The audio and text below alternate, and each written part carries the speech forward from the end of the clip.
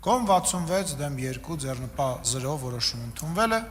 Ընտրություններից 5 ամիս առաջ իշխող ուժը դիտորդական կազմակերպություններին, դիտորդներին, այսպես ասած, զսպող նախագիծ ընդունեց։ Եթե հավատարմագրված դիտորդը չպահպանի քաղաքական չեզոքությունը, կզրկվի հավատարմագրից։ Առաջիկայում արդեն մեզ սպասում են ընտրական գործընթացներ եւ դրանց նկատմամբ հանրային եւ միջազգային ուշադրության բարձր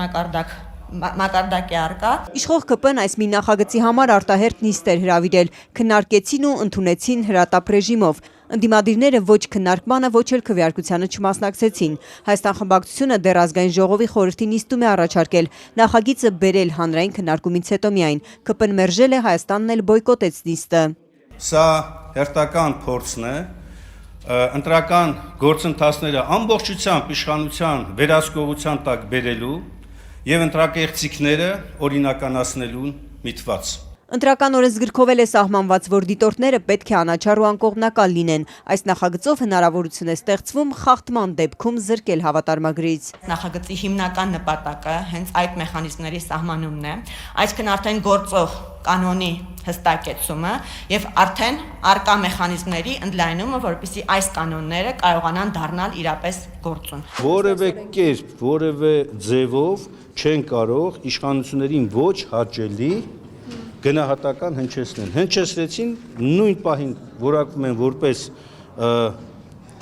դիտորդական առաքելության սկզբունքներին հակասող գործողություն եւ զրկում են նրանց այդ կարգավիճակի։ Ընդդիմադիր Արծվիկ Մինասյանը համոզված է, այս փոփոխությամբ խոչընդոտներ են ստեղծում ոչ իշխանահաճո կազմակերպությունների ու դիտորդների համար։ Ընդդիմադիր պատգամավորը քննադատում է, թե անտեսել են միջազգային կազմակերպությունների սկզբունքները, որ մինչև խորհրդարանում քննարկելը պետք է հանրային լայն քննարկում լիներ։ Սա անընդունելի է, սա հակասում է նաև, ինչպես նշեցի, միջազգային պարտավորություններին, ինչպես գիտեք, Վենետիկի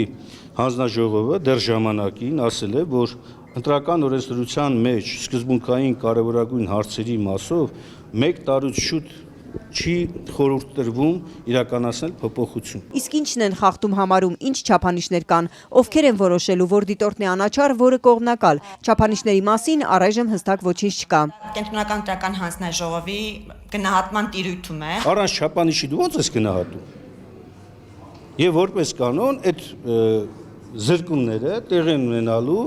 իշխանությունների այլանդակությունները բարձրաձայնող դիտորդական առաքելությունների համար։ Տպավորություն է, որ Հայաստան խմբակցությունը շահագրգռված է նրանում, որ դիտորդի շապիկ հագած քաղաքական գործիչներ շարունակեն զբաղվել քաղաքականությամբ դիտորդական առաքելությունների շրջանակներում։ Դիտորդների քաղաքական չեզոքությունը որոշող կենտրոնական ընտրական հանձնաժողովի նախագահը ԿՊ-ի նախկին պատգամավոր Վահագն Հովակիմյանն է։ Նա Փաշինյանի թերթում երկար տարիներ լրագրող է աշխատել, Փաշինյանի ուժով խորհրդարան եկել ու ապա տեղափոխվել կենտրոնական ընտրական հանձնաժողով։ Ու թեև Հովակիմյանը վերջերս վստահեցրել էր, թե ԿԸՀ նախագահի պաշտոնում քաղաքական չեզոքությունը չի խախտել ու չի խախտելու, ընդդիմադիր պատգամավորը համոզված է, կենտրոնական ընտրական հանձնաժողովը չի կարող անկողմնակալ որոշում ներկայացնել։ Իսկ կենտրոնական ընտրական հանձնաժողովը, ինչպես գիտեք, այսօր ամբողջությամբ իշխանության